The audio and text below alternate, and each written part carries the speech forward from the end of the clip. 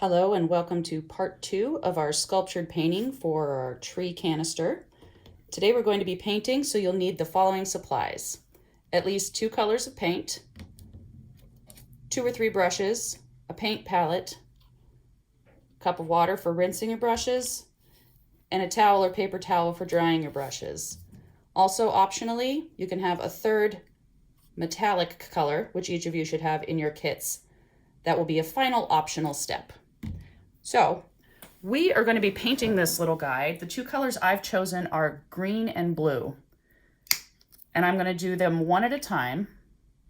And I'm going to start with my blue paint. I'm going to paint the whole tree in blue, getting in all of the little nooks and crannies, and then I'm going to go back and add some green on top of it. So I'm getting my brush wet first, just a little bit, and then dabbing off the extra water. And then I'm going to start painting with my blue paint.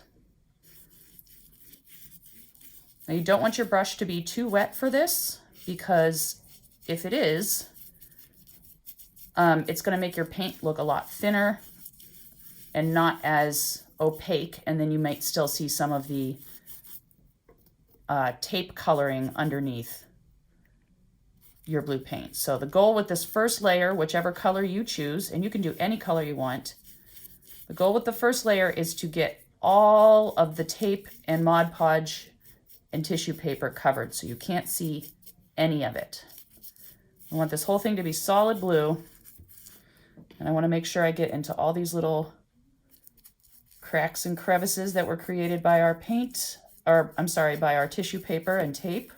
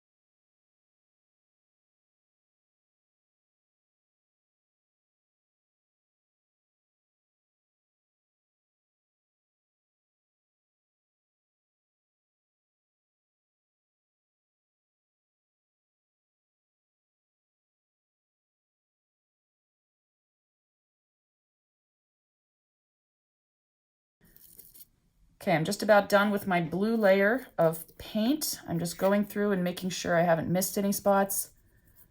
And some of the little crevices in my sculpture are pretty deep. So I'm just using the tips of my paintbrush to sort of cram the paint in there, because our next layer of color is not going to go into all these crevices. And I think I'm going to add just a little bit more blue paint. I thought I could do it all with 1 serving of paint, but we'll add a little more. Make sure I'm not missing anything here. If there's some areas where the paint is thin and you can see the tape through it, you can just give it another once over. And you'll notice I painted all the way around the top of the lid of this container so that all of my tape is covered up by paint. Even though it's beyond the tree, it's still part of the top part of the sculpture. So, oh, there's a little spot I missed. All right, I think we're good. You don't see any missed spots. Okay, now I'm going to rinse my brush out, because I'm going to use the same brush for my next step, which is green.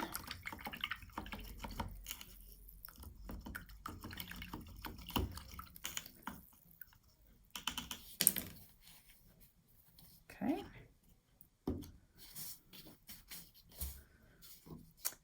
And now for this step, we're going to paint over the whole tree. but we're not going to cram it into the little valleys. We just kind of want to get paint on the bumpy parts that stick up. So I'm going to take a little bit of paint and then just sort of dab most of it off over here so I don't have a whole bunch on my brush. And then I'm using a really light touch here, which means I'm not pushing hard down with my paintbrush. I'm just very lightly gonna drag my brush up the tree.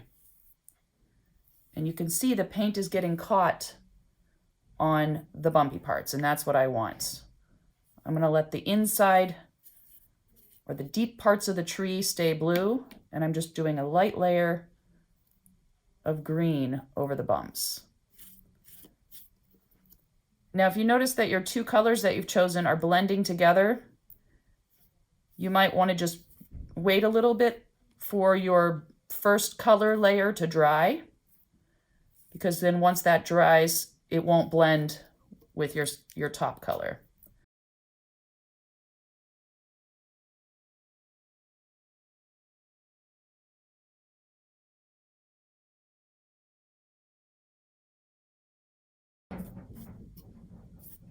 Now, when you choose, what colors you're doing, I chose two colors that are very close to each other. Green and blue are right next to each other on the color wheel. So there's not going to be, when this is dried, it won't be a very extreme difference. But if I had done, say, blue and then yellow, the yellow would stand out a lot more than the green is. So just lightly giving my branches a once over. Making sure all parts of the branch have a little bit of green on them. Like the underneath side, the inside. These little crevices here. And the good part about this is if at any point you decide you don't like the colors you've chosen, or if you thought it was going to look a little different than it is, you can let it dry and then paint over it and start again.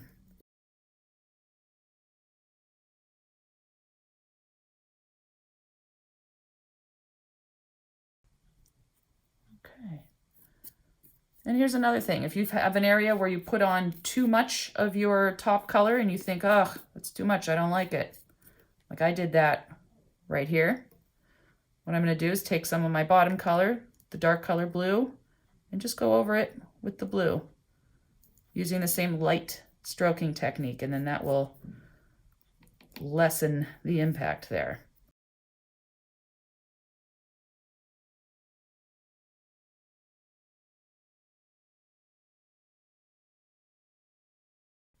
I'm pretty happy with this.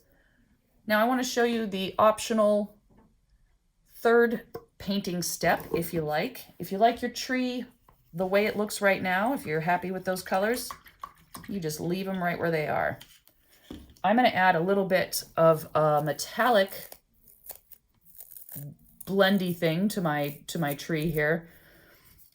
Now, if you're going to add this metallic layer, you want to make sure that your two other colors are mostly dry, okay? So we're going to use a dry brush technique here. So what that means is first I'm going to choose one of my stiff bristle brushes, the ones that we usually use to put on the tissue paper and the Mod Podge, okay? I want to make sure it's clean but dry, all right? If you have to rinse it out, make sure you dry it very thoroughly. This one, I'm not going to get wet at all because, like I said, we're doing a dry brush technique. And here's how that's going to go. So I have my little bit of metallic paint over here. I think mine is rose gold. I'm going to take a very, very small amount on the tip of my brush, and then I'm going to dab most of it off. Okay, so it's going to look like I just have a little bit on the tip there. And then what I'm going to do is very, very lightly, even more lightly than we did our green step, I'm going to brush across the ridges like this.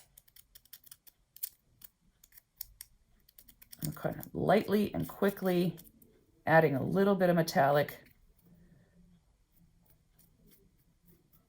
paint to the ridges. And this will just give it a little bit of a shine.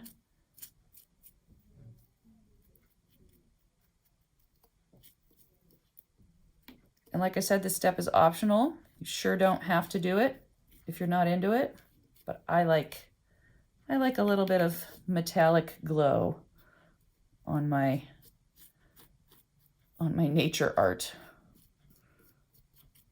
This being nature art just because it's of something in nature, not that we made it with nature materials. That's a whole different class. And I'm going to use a lot less of the metallic than I did of the green. So this step should be even quicker. We're just very quickly and lightly giving it a little extra something.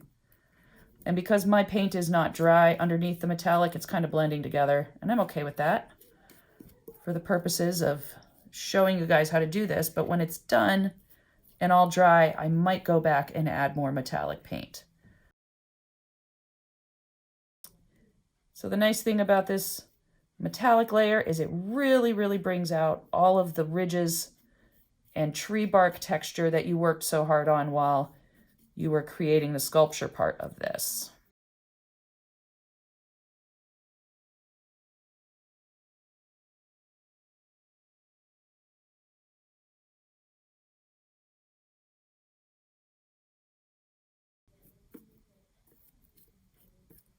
Okay, I'm just making sure there's paint going all around my branches. And just like everything we do in sculptured painting, at the very end, you want to check it from all angles. Make sure you haven't missed any spots, whether it's with your metallic paint or any of the other colors that you've used. Add a little bit more metallic at the top, and then we're just about done.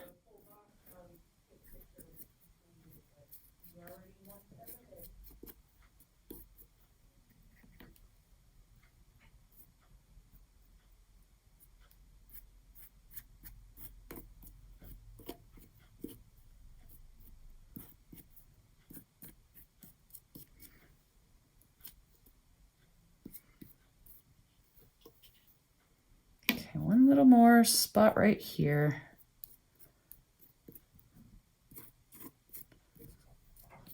All right. There you have it. Your metallic sculptured painting of a tree.